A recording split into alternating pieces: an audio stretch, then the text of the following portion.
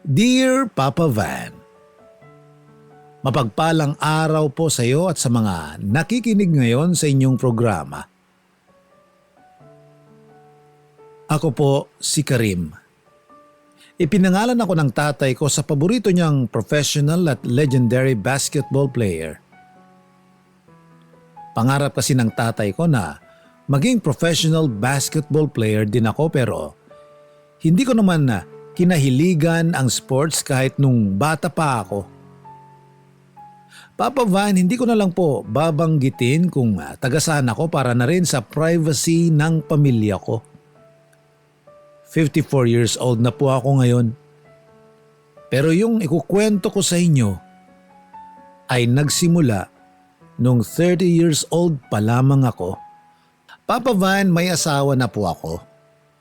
Tawagin na lang natin siya sa pangalang Dahlia. 1 taon ang agwat ng edad namin.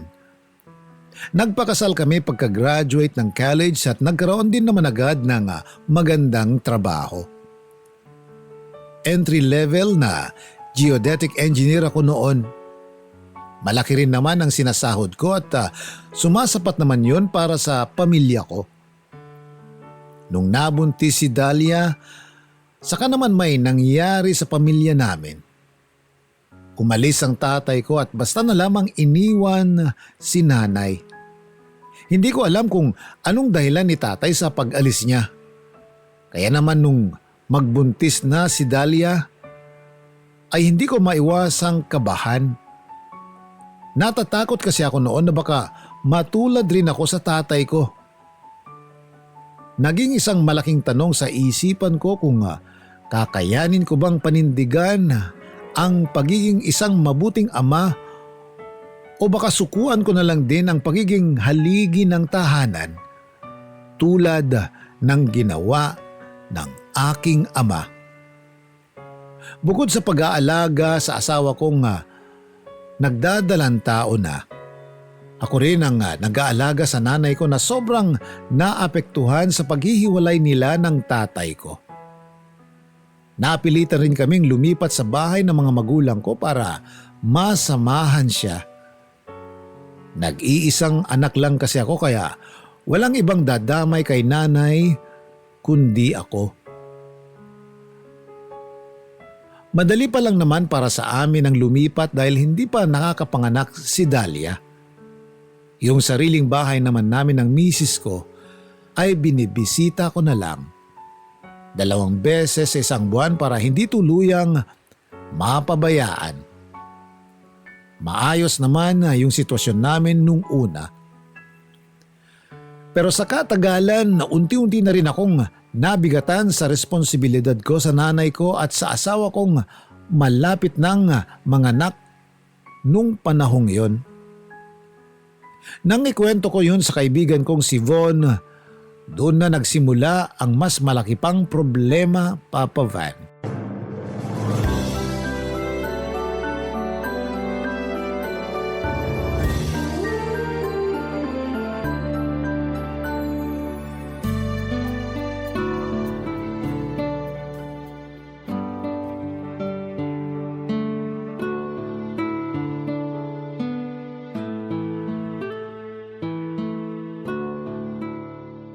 Salamat sa pagpunta pare ah. Sus, pwede ko ba naman makalimutan yung birthday mo? Kung sakaling nakalimutan mo, magkalimutan na rin tayo. Uminom na lang tayo. Bukas trabaho na naman. Uy, sa lalim ng buntong hininga mo, parang ayaw mo na magtrabaho ah. May problema ba? Yun na nga pare. Alam ko naman kung gaano tayo kabisi sa trabaho. Minsan, malalayo pa yung location na sinusurvey nating lupa. Kaya pagod na sa biyahe tuwing uuwi sa bahay. Tapos pagdating ko, aasikasuhin ko pa yung asawa ko at yung nanay ko na nagpapakalunod sa lungkot dahil sa buwisit kong tatay. Pre, magiging tatay ka na rin. Kapag nakapanganak na si Dahlia, madadagdagan pa yung responsibilidad mo kaya dapat handa ka na. Yun na nga iniisip ko eh. Paano kung hindi ko kayanin? Baka matulad lang din ako sa tatay ko. Mangyayari lang yun kapag hinayaan mo. Kahit may pag-aalangan ako, hindi ko tutularan yung ginawa niya pare. Ay, kung kailan matanda na sila ng nanay ko, Saka pa niya naisipan magloko. Walang kwenta. Uy, huwag ka naman ganyan sa tatay mo. Bago naman nangyari yun, naging mabuting ama rin naman siya sa'yo, di ba? Oo, pero hindi niya pa rin naman napanindigan. Kung nagawa niya ipagpalit yung nanay ko sa ibang babae, nasaan yung pagmamahal niya dun? Kahit naman may sarili na akong pamilya, hindi ko pa rin gugusto yung magkahiwalay sila. Gusto ko pa rin na buo kami. Naiintindihan naman kita pero hindi kasi natin kontrolado yung mga desisyon ng mga magulang natin eh. Ay, pero alam mo pare, ang magagawa mo na lang talaga ngayon iparamdam sa nanay mo na hindi siya nag-iisa. Iparamdam mo na nandiyan ka palagi para sa kanya. Mas kailangan ka niya ngayon. Yun naman talaga ang ginagawa ko eh. Pero hindi rin pala ganun kadali. Lalo na ngayon. Kailangan ko rin paghandaan yung pagiging tatay ko. Ikaw ba pre? Paano ka nag-adjust nung first time nyo palang na misis mo magka-baby? Naku pare, ganyan-ganyan din ako sa'yo nung una. Nakakatakot naman kasi talaga yung responsibilidad, di ba? Pero nung tumagal-tagal na, narealize ko na masaya rin naman pala. Lagi akong puyat kasi tinutulungan ko rin si misis na mag-alaga. Pero nung tumagal-tagal, hindi ko na namamalayan na nakakasanayan ko na pala. Pero paano mo nagagawa magpuyat? Hindi ka man lang ba nakakaramdam ng antok? Huwag mo na itanong pare, baka di mo magustuhan pag nalaman mo. Bakit naman?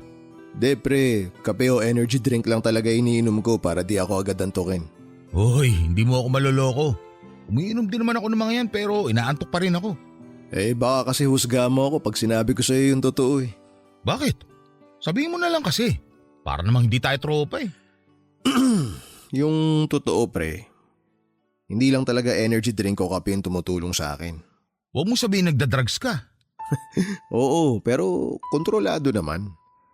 Kailangan ko lang talaga yun pero hindi ko naman inaabuso yung paggamit. Ikaw, gusto mo ba subukan? Pare naman, alam mo pag-aawayin lang namin yan ni misis pag nalaman niya. Nakita mo ba kami nag-away ng misis ko? Hindi naman, di ba? Alam niya yung ginagawa mo? Siyempre hindi niya alam pare. At hindi niya malalaman kung mag-iingat ako.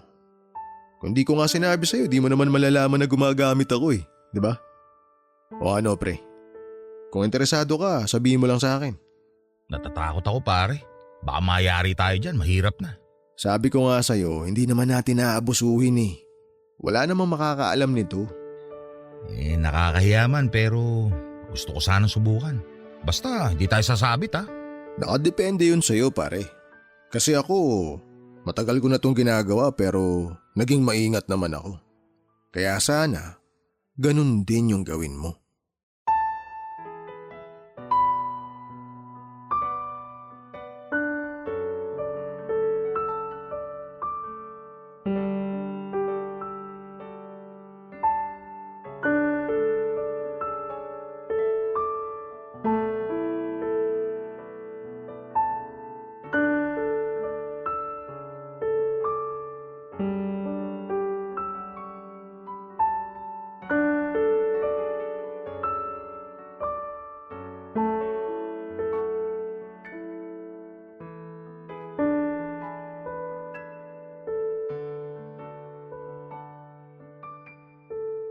Papa Van, aamin ako nakabado ako nung sinabi ko kay Von na gusto ko ring subukan yung ginagawa niya. Binalaan naman niya ako at hindi siya nagkulang sa pagpapaalala na huwag kong aabusuhin ang paggamit ng pinagbabawal na gamot. Kapag hindi ko raw kasi nakontrol ang sarili ko, hindi lang buhay ko ang masisira kundi pati ng pamilya kong bago pa lamang nabubuo. Pero nang tumagal-tagal na, ang lahat ng paalala ni Von ay nawalan na ng silbi nang unti-unti na akong malulong. Ang tanging mahalaga na lang sa akin noon ay kung paano ko matatakasan yung pagod at hirap na nararanasan ko sa araw-araw. Ayoko nang mag-isip ng problema.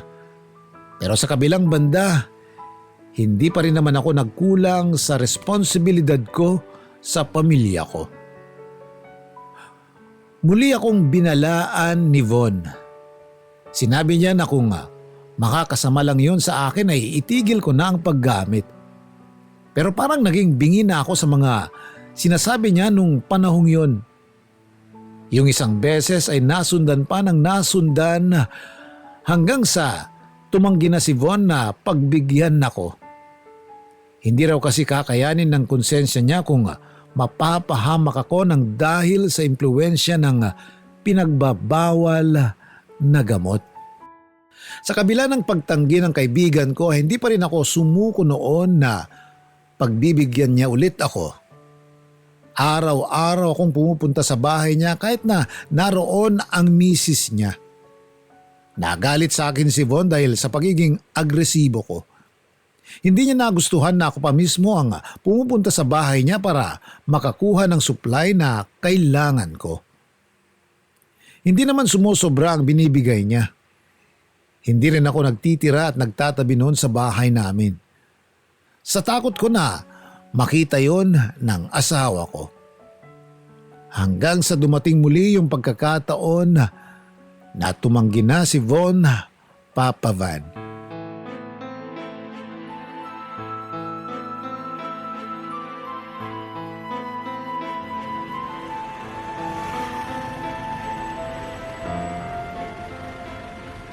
Pare, ano na? Nasaan hinihingi ko? Pare naman, di ba sinabi ko nang di na ako magbibigay sa'yo? Magbabayad naman ako eh. Kahit na. Hindi naman to tungkol sa bayad eh. Yung problema dito ay yung pagpunta-punta mo sa bahay ko. Hindi mo ba naisip na ipapahamak mo ako sa misis ko? Pasensya ka na pare. Hindi ko naman gustong nag-aaway kayo eh. Anong hindi? Yun na nga yung nangyayari dahil sa ginagawa mo. Pasensya na. Kailangan ko lang talaga eh. Alam mo naman di ba? Nakapanganak na si Dahlia. Kailangan ko rin siyang tulungan sa pag-aalaga sa anak namin. Pero hindi ko magagawa yun kung wala yung hinihingi ko sa'yo. At sa tingin mo hindi makakahalata ang misis ko sa pagpunta-punta mo sa bahay? Pare, mag-isip-isip ka naman. Bigyan mo na kasi ako ng marami para hindi na ako pabalik-balik sa bahay mo pag nauubos na yung sa akin. Wala na ako may bibigay sa'yo. Huwag ka namang magbiro ng ganyan pare. Sige na oh. Kailangan ko yun. Sinabihan na kita nung una pa lang na huwag kang dedepende doon. Di ba? Kontrolado mo dapat yung paggamit mo. O tapos ngayon, hinahanap-hanap mo na. Tingnan mo nga yung sarili mo. Mukhang wala ka na sa katinuan. Hindi ko kailangan ng sermon mo, Von! Hoy, huwag mo kasigawan ha. Gusto mo ba talaga mag-skandalo rito? Sige, bahala ka. Ipagsigawan mo pa ng malaman ng mga tao na lulung ka na para dakpin ka na lang ng mga pulis dito. Sa tingin mo ba makakasama mo pa yung pamilya mo pag nangyari yon? Kung wala kang dala ngayon, pupunta ako sa bahay mo. Mamayang gabi, mga alas 12. Ang kulit mo naman eh. Sinabi ko na nga di ba? Wala na akong maibibigay sa'yo. Hindi pwede. Anong hindi pwede pinagsasabi mo? Pwede pare. Pwede mong ihinto yung paggamit mo. Maawa ka sa sarili mo. Ayoko rin naman na mapahamak ka eh. Sana talaga hindi ko na lang sinabi sa'yo yung tungkol dun. Sana sinarili ko na lang kung alam ko na yun din naman na magpapahamak sa'yo. Nag-iingat naman ako. Kaya sige na oh. Kahit isa na lang. Kailangan ko na talaga ngayon. Pare, hindi na nga pwede. Makakahalata na yung misis ko eh. Iba na nga tingin niya sa atin nung huling pumunta ka sa bahay. Kung bakit ba naman di mo mapigilan yung kaadikan mo? Ni minsan hindi naman nangyari sa akin yan. Ibig sabihin lang nun, sumobra ka na. Kaya utang na loob, wag ka nang pupunta ulit sa bahay. Paano ko? Palibasa ikaw, may mapagkukunan ka kung gugustuhin mo. Tumigil ka na, Karim. Pati trabaho mo naapektuhan eh. May iba na nakakapansin sa pagbabago ng kilos mo. Pati ang pamumula ng mga mata mo. Hindi na uubra yung pasuot-suot mo ng shades tuwing lumalabas ka. Kapag nalaman ng boss natin yung ginagawa mo, matatanggal ka sa trabaho. Malaking kasiraan sa opisina yung pagkakaroon ng isang drug addict sa mga engineer. Wow! Galing mo magmalinis ah. Gusto mo bang sabihin ko sa kanila na ikaw yung nagsusupply sa akin? Sira ulo ko talaga eh, no? Siraan ako pero kailangan ko ng supply ngayon. Bibigyan mo ba ako? Pareho tayong mawawalan ng trabaho. Huwag mo akong daanin sa pananakot mo. Kung gusto mo, sa iba ka kumuha. Bahala ka maghanap. Wala ka nang aasahan sa akin. Hihinto na ako sa paggamit. At ikaw, bahala ka kung plano mong sirain yung buhay mo.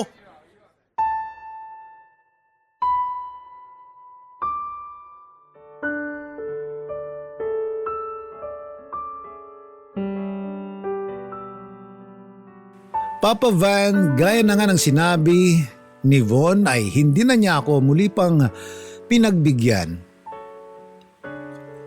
Ipinangako na raw niya sa sarili niya na hihinto na siya sa paggamit. Pero kung kailang handa na siyang magpakatino at baguhin ang buhay niya, saka naman siya binawian ng buhay. Dahil nga, matagal na siyang gumagamit. Nagkaroon ng damage ang utak niya at yun na rin ang naging sanhi ng pagkamatay niya. Nalungkot ako sa pagkawala ni Von. Hindi ko kasi akalaing mangyayari sa kanya yon. At bago pa siya mawala, nagkaroon pa kami ng samaan ng loob dahil sa pagkalulong ko sa pinagbabawal na gamot. Dahil sa nangyari, kahit mahirap, ay pinilit ko ang sarili ko na huminto na rin sa paggamit. Doon ko naisip kung anong mangyayari sa mag-ina ko at sa nanay ko kapag nawala na ako. Nagplano ako noon na pumasok sa isang rehabilitation center. Pero nag-alangan ako dahil kapag ginawa ko yun, malalaman ng asawa ko ang lahat. Natakot ako sa posibilidad na iwan niya ako at ilayo sa akin ang anak namin kaya hindi ko yun itinuloy. Bagay na pinagsisihan ko rin ng sobra.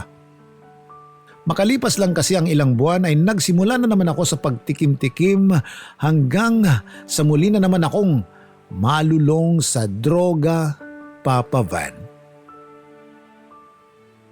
Papa Van, hindi nga natuloy ang plano ko noon na magbagong buhay na. Parang napakahirap kasi sa akin na layuan ang tukso ng makakilala ako ng mga tao sa tingin ko ay masasandalan ko nung panahong yun. Sa pagtatanong-tanong sa mga bar na napupuntahan ko ay muli akong nakakuha ng supplier. Sa pagkakataong yun, parang mas naging malaya ako sa paggamit dahil hindi nila ako tinitipid.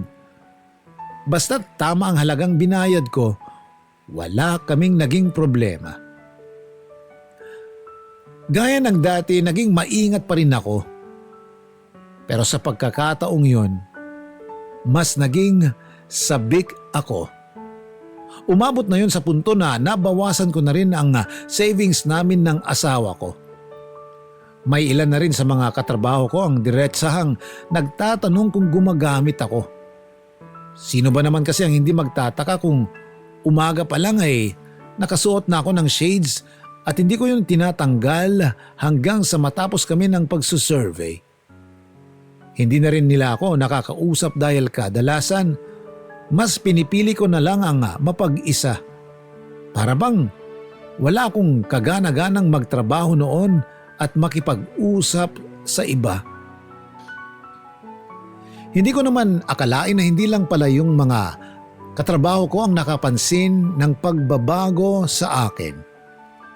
Napapadalas na rin kasi ang pangungumusta sa akin ng misis ko na hindi naman niya laging ginagawa mula nung ikasal na kaming dalawa.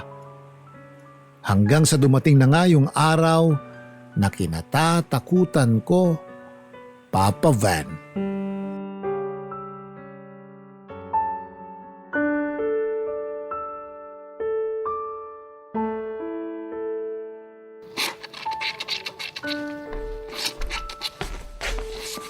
Oh, mahal. Gabing-gabi na. Bakit naglalaba ka pa? Pwede namang ipagpabukas na lang yan. Katatapos ko lang magkape. Ano? Hindi naman kita inaalok ng kape. Ang sabi ko, bakit naglalaba ka pa ng ganitong oras? Ha? Para wala ka nang gagawin bukas. Mauna ka na matulog. Hayaan mo na lang ako rito. Tsaka, maglilinis pa ako ng banyo mamaya. Kung gusto mo, magsaing na rin ako para sa almusal natin bukas. Wala ka bang balak matulog? O baka naman hindi ka na talaga natutulog? Matutulog din ako mamaya. Kaya sige na, bumalik ka na ron. Hindi kasi ako komportable na may nanonood sa akin habang naglalaba ako. Hindi. Sabay tayong matutulog ngayon, Karim. Itigil mo na nga yan. May bukas pa para dyan. Ang kulit mo naman eh. Matulog ka na. Kaya ko na to. Ako nang bahala sa lahat. Tinutulungan ka na nga sa mga gawain dito pero parang mali pa rin sa'yo. Walang mali sa pagtulong mo sa akin sa mga gawain dito. Malaking bagay nga yan eh. Yun naman pala eh. Pero parang hindi ka na normal. Paano di normal? Yan mga kinikilos mo. Nakakapanibago. Alam mo, ikaw yung hindi normal eh. Ikaw na nga yung may asawang matino, maalaga at masipag magtrabaho, pero parang hindi ka pa rin masaya. Alam mong hindi yun yung pinupunto ko. Tapatin mo nga ako. May nagawa kang kasalanan ano? Kasalanan? Ano naman magiging kasalanan ko sa'yo? Nag-withdraw kasi ako kanina ng panggastos dito sa bahay. Binawasan ko yung savings natin. Pero napansin ko na parang ang laki na nung nabawas. May pinagkakagastusan ka ba? Wala. At mas lalong hindi ko binabawasan yung savings natin. Hindi mo naman kailangan magsinungaling sa akin eh. Kung may importante kang binili o binabayaran, wala namang kaso sa akin yon. Pero sana naman, sabihin mo pa rin sa akin. Huwag na natin pag-usapan yan. Kailangan natin pag-usapan. Dali, ano ba? Hindi mo ako kailangan pagtaasan ng boses. Tulog na yung anak natin at saka si nanay. Konting respeto naman. Wes, tigilan mo na ikakatanong sa akin. Hindi ako nagda-drugs. Ano? Anong sinabi mo? Matulog ka na. Matulog ka na.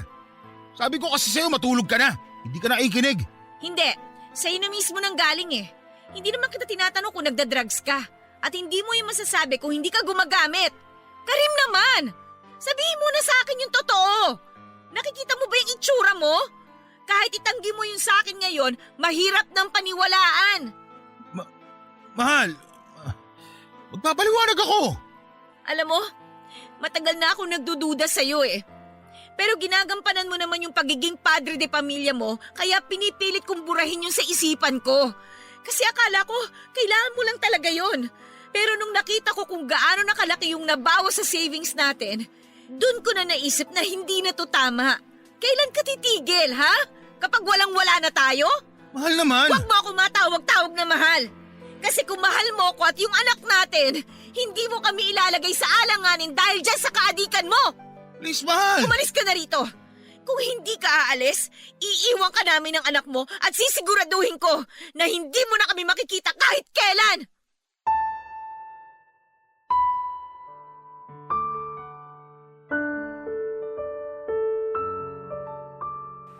Papa Van, alam ko naman na imposible talagang mailihim ko kay Dahlia yung ginagawa ko. Natakot ako na iwanan ng asawa at anak ko kaya kahit mahirap para sa akin ay muli akong huminto sa paggamit. Pero kahit ginawa ko yun noon, huli na rin para sa akin dahil natanggal ako sa trabaho matapos magpositibo sa drug test. Dahil sa kondisyon ko noon, nahirapan na akong magkatrabaho. Doon ko napagtanto kung gaano kalaki ang nawala sa akin, Papa Van. Iniwan ako ng asawa ko. Umuwi sila sa probinsya ng mga magulang niya. Gustuhin ko man silang puntahan noon na hindi ko magawa dahil wala akong mukhang maiharap sa mga binan ko. Isa pa, wala na rin akong matinong trabaho at sarili ko na lamang ang kayang tustusan ng maliit na halagang kinikita ko mula sa kung ano-anong racket. Hindi ako kinonsinti ng nanay ko. Sinuportahan pa niya ang desisyon ni Dahlia na hiwalayan ako at pinalayas na rin ako sa bahay niya.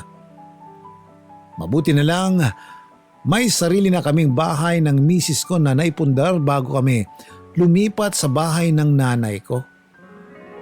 Malaki ang naitulong noon sa akin kasi di ko na kinailangang mangupahan. Akala ko ay magsisilbing aral na sa buhay ko yung nangyari sa akin. Pero makalipas lang ang ilang buwan, muli na naman akong napalapit sa tukso. Mag-isa lang kasi ako sa bahay at halos lamunin na rin ako ng matinding kalungkutan. Kaya para matakasan yon, gumamit ulit ako. Pero sa pagkakataong yon, hindi ko na talaga nakontrol ang paggamit at na-ospital ako matapos mag-collapse. Mabuti na lang at hindi ako natiis ng nanay ko ng mga panahong yon. Ginawa niya ng paraan ang lahat ng gastusin sa ospital. Sa sobrang hiya ko noon sa kanya ay halos hindi ko siya matitigan sa mga mata niya. Kaya pagkalabas ko ng ospital ay ako na mismo ang voluntaryong pumasok sa isang rehabilitation center. Laking tuwa ko naman dahil nang unti-unti akong makarecover ay binisita ako ng asawa ko, Papa Van.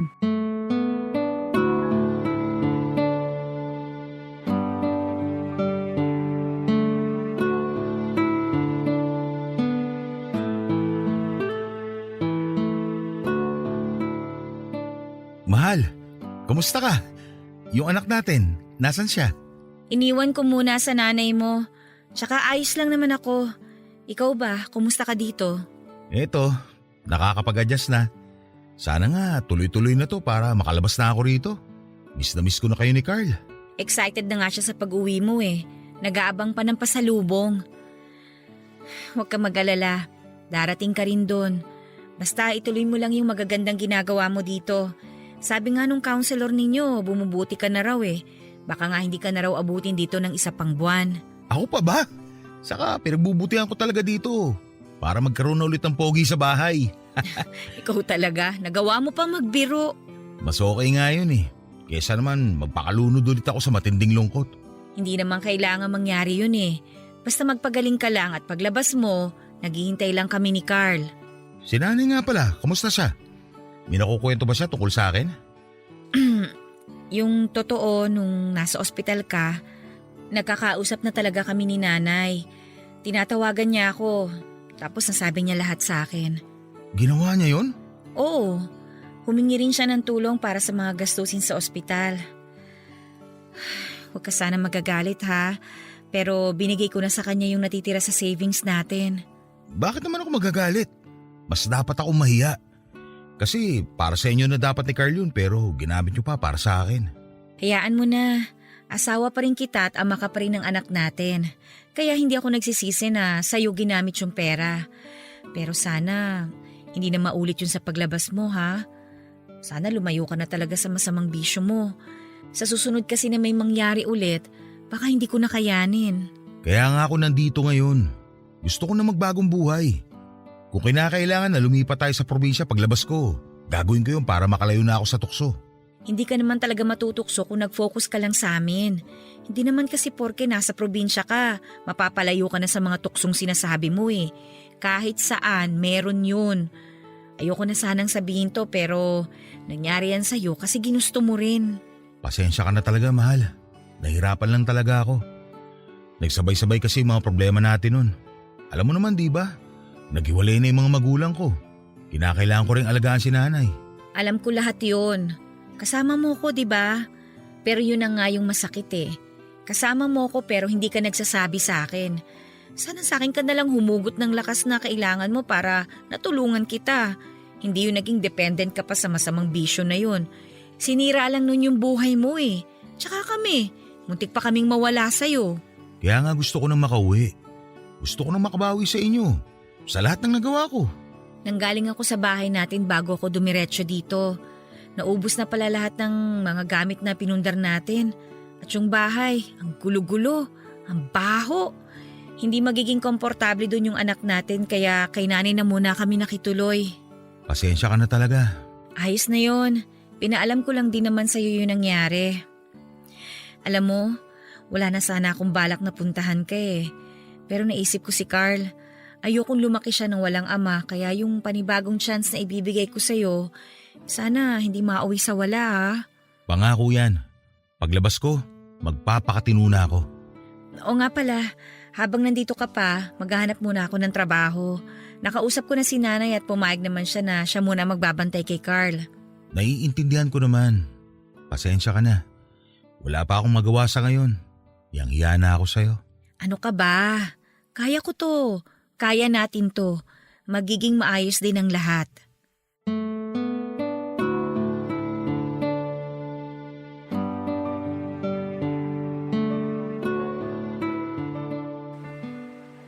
Papa Van, nabuhayan ako sa sinabing yun ng asawa ko. Sa pagbalik nila ng anak ko, parang mas lumakas ang loob ko at mas nagpursigi na makarecover agad. Pero sa kabilang banda, nakaramdam pa rin ako ng matinding kahihiyan. Totoo po yung sinasabi ni Dahlia. Lahat ng gamit na naipundar namin sa sarili naming bahay ay nagawa kong ibenta para tustusan yung matindi kong pangangailangan noon para sa bisyo ko. Dala na rin yun ng pagkahumaling ko sa ipinagbabawal na gamot. Kaya naman nung pumasok na ako sa rehab, ipinangako ko sa sarili ko na hindi na ako babalik sa ganung klase ng buhay. Sumailalim ako sa isang therapeutic treatment para tuluyan na akong gumaling sa sakit na unti-unting sumira sa buhay ko noon. Ang retreat dorm na ang nagsilbing tahanan ko nung panahong yon. Habang nasa loob ako at nagpapagaling, sobrang saya ko nang makaranas ako ng affirmation. Doon kasi kinikilala yung mga disiplinadong mga pasyente.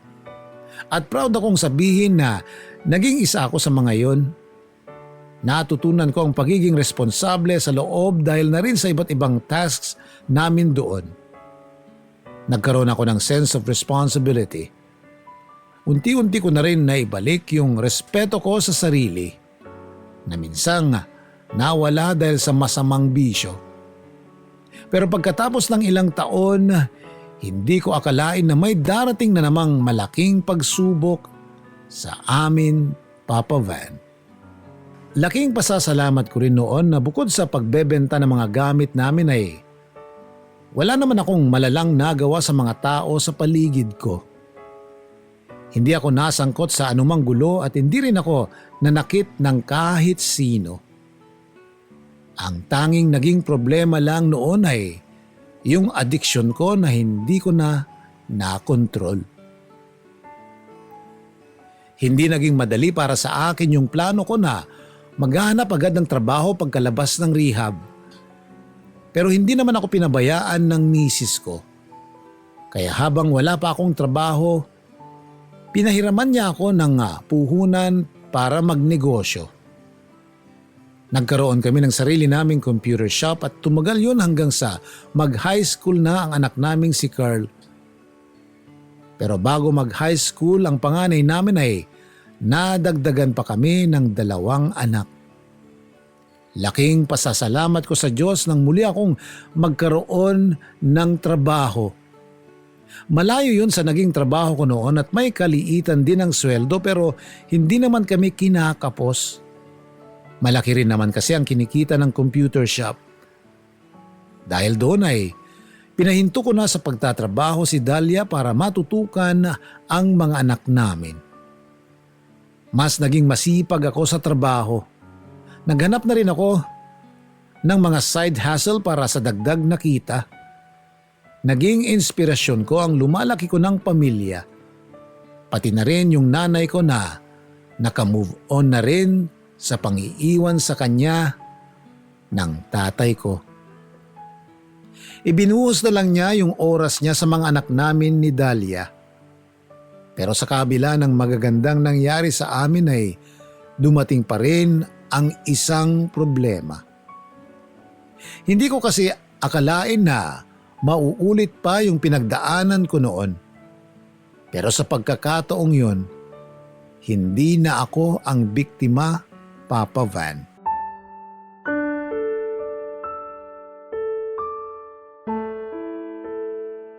Mahal, wala ka ba napapansin kay Carl? Napapansin na ano? Sa mga ikinikilos siya nito mga nakarang araw. Tapos lagi pa siyang late umuwi. Kamusta ba grades niya?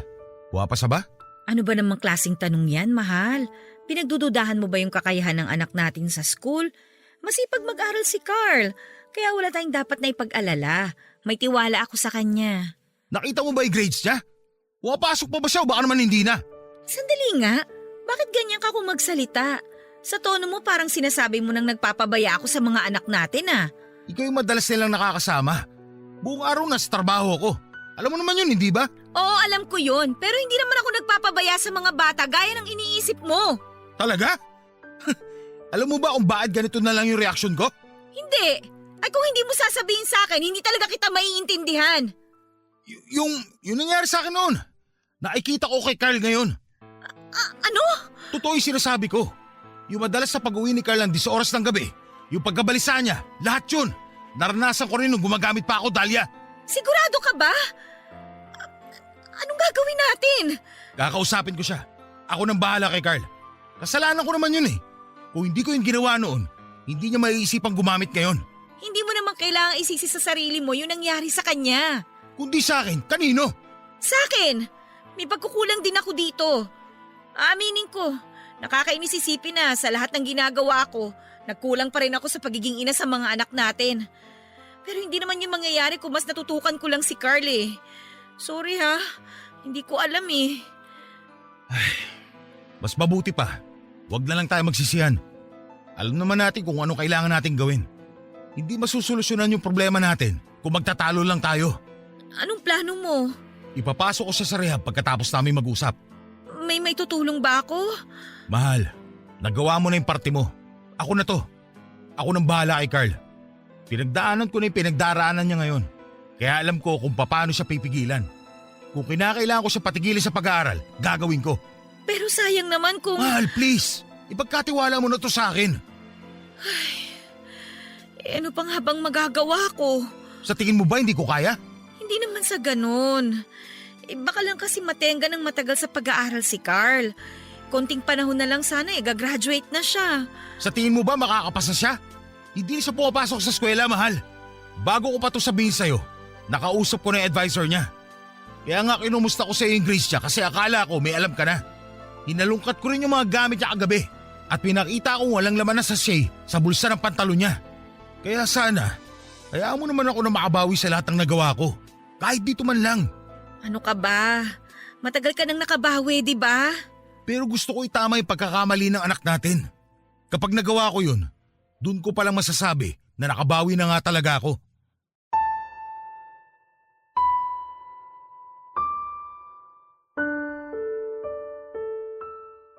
Papa Van, kahit nagalit ako sa ginawa ng anak ko naintindihan ko rin siya kahit papano. Hindi ko naman kasi noon inilihim na naging drug addict ako at nagparehab bago ako nagkaroon ng bagong buhay. Nung kinausap ko ang advisor ni Carl, naalaman ko na nabubuli na pala ang anak ko nang hindi namin nalalaman. Tahimik lang kasi lagi ang anak kong yun at hindi talaga ugali na magsabi ng mga problema sa amin. Imbes na magalit at parusahan ang anak ko, kinausap ko siya ng maayos, Papa Van. Alam ko na hindi niya kailangan ng masasakit na salita. Hindi niya kailangan ng sermon para ipamukha sa kanya ang mga maling nagawa niya noon. Alam niya yun sa sarili niya. Karamay ang kailangan niya. Kailangan niya ng taong makakaunawa sa pinagdaraanan niya. Kaya naman nung panahong yun, hindi lang ako ang nagpakaama kay Carl. Kinausap ko rin siya bilang isang kaibigan. Halos mapaluha ako nang malaman ko kung gaano kalaki ang sama ng loob sa akin ng panganay ko. Parang dinurog ang puso ko nang malaman na pilit niya akong pinagtatanggol sa mga kaklase niya pero hindi naman daw siya nilubayan ng mga ito. At doon na nga niya naisipang gumamit para makalimutan ang mga iniisip niya. Gusto niya raw matakasan ang realidad. Kaya naman hindi na ako nagdalawang isipan na ipasok siya sa parehong rehabilitation center kung saan ako tuluyang gumaling, Papa Van.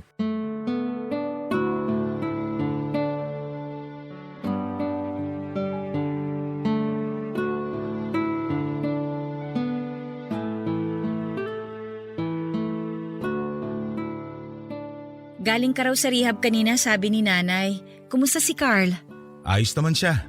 Namimiss na raw kayo. Nag-request na sana daw.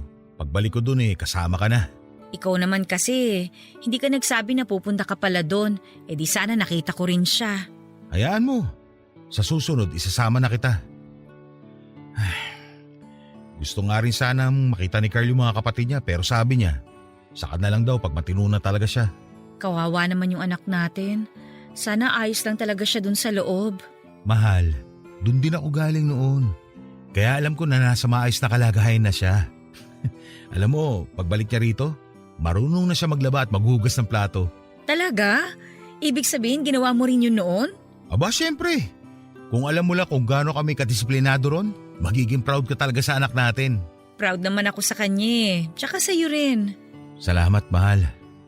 Kahit hindi naging madali yung laban ko noon sa rehab, iniisip ko lang na makakasama ko na kayo pag naging drug-free na ako. Nakakainip sa loob. Ilang beses ko rin inisip na lumabas na lang at hindi na ituloy yung pagpapagamot ko. Pero baka wala nang pagkakataong naghihintay sa akin kapag nagkamali ako ulit. Nung dumalaw ka, doon talaga ako nabuhayan eh. Nakita ko naman sa'yo yung kagustuhan mong ayusin yung buhay mo. Kaya sino ba naman ako para ipagkait yung isa pang pagkakataon sa'yo? Binago ko ng karanasan kong yon. At kapag nakarecover na si Carl, gagawin ko lahat para talikuran niya na yung pagdodroga. Ang sakit lang isipin na hindi lang yung anak natin yung biktima ng masamang bisyo. Akala nila, solusyon sa problema yung sandali nilang pagkawala sa realidad ng buhay. Sa totoo lang, pag nasa sitwasyon ka na, hindi mo talaga maiisip yan eh. Tignan mo ako. Naging dependent sa drugs noon at muntik ko pa yung ikamatay. Ang mahalaga, tapos ka na doon. Nalampasan mo na lahat yun. Bagong buhay na to para sa'yo. Para sa atin. Sobrang layo mo na sa pinagdaanan mo noon. Pero hindi ko pa rin maiwasang isipin na nabigo ko sa parting hindi ko naisip na posible rin yung mangyari sa anak natin. Ay nako, tama na nga tong kadramahan natin. Ang mabuti pa, simulan mo na yung paglalaba. Kasi 2 basket na yung marurumi nating damit. Ano? Teka, bakit ako yung maglalaba? Oh, wag ka na magreklamo. Mamayang gabi, ikaw pa nakatoka sa paghuhugas ng mga plato. Pambihira. Binabawian mo talaga ako ah. Kilos na! Sana pala, hindi ko na lang sinabi sa'yo na ginagawa namin yun sa loob. Ah, ganon. Doon ka lang pala masipag ha? Gusto mo bang bumalik dun sa… Eto na, maglalaba na. Ba't parang masama ang loob mo? Mahal, hindi masaya maglaba. Kahit gawin ko pa yun ng bukal sa kalooban ko, hindi talaga masaya yun. Ipagluluto naman kita eh, kaya sige na. Ay, mas madali pa magluto kaysa maglaba ng… Nagreklamo ka? Hindi ah, tatanong ko pa nga sana kung may iba ka pa ipapagawa eh. Gusto mo pa? Actually, marami pa naman. Mahal naman, di ka na mabiro.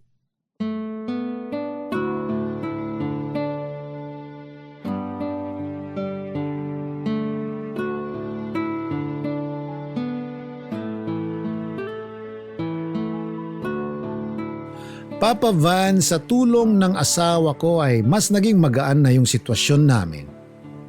Natuto kaming magtiwala sa isa't isa. Tungkol naman sa anak naming si Carl, kumpara sa akin ay mas mabilis ang naging recovery niya. Hindi nagtagal, na-declare na rin siya na drug-free. Isa yun sa pinakamasayang araw sa buhay ko. Ako ang sumundo sa kanya at nang makabalik siya sa amin, hindi na namin muli pang pinag-usapan ang tungkol sa pagkakulong niya. Sa ngayon, Papa Van, nakapagtapos na ng pag-aaral ang anak ko at isa ng ganap na geodetic engineer. Nabigo man ako sa propesyong nasimulan ko. Siya naman ang nagpatuloy noon. Nagpaplano na rin siya na magkaroon ng sariling pamilya. Tungkol naman sa tatay ko, hindi na ito muli pang nagparamdam sa amin. Tuluyan na talaga kaming kinalimutan. Pero kahit ganun yung nangyari, nakikita ko naman na masaya na ang nanay ko at tanggap na rin niya yung nangyari. Papa Van, kung nawalan man ng pag-asa na magkasama ulit kami ng tatay ko, masasabi ko naman na hindi ko binigo ang panganay ko. At kahit madilim yung pinagdaanan naming mag-ama nang minsan kaming maligaw ng landas, marami pa ring magagandang nangyari noong pinili naming magbagong buhay. Yung pagmamahal ng isang pamilya ang nagsilbi naming lunas. Doon ko napagtanto na kaya naman palang solusyonan yung problema ng hindi tinatakasan. Kailangan lang pala ng sapat na tapang para harapin ng may katatagan. Hanggang dito na lang po ang kwento ko. Sakaling mapili ninyo ito ay ipagpapasalamat ko ng sobra. Maraming salamat po, Papa Van. At sa lahat ng bumubuo sa Barangay Love Stories. Mabuhay po kayo at God bless sa Barangay LS 893 Forever.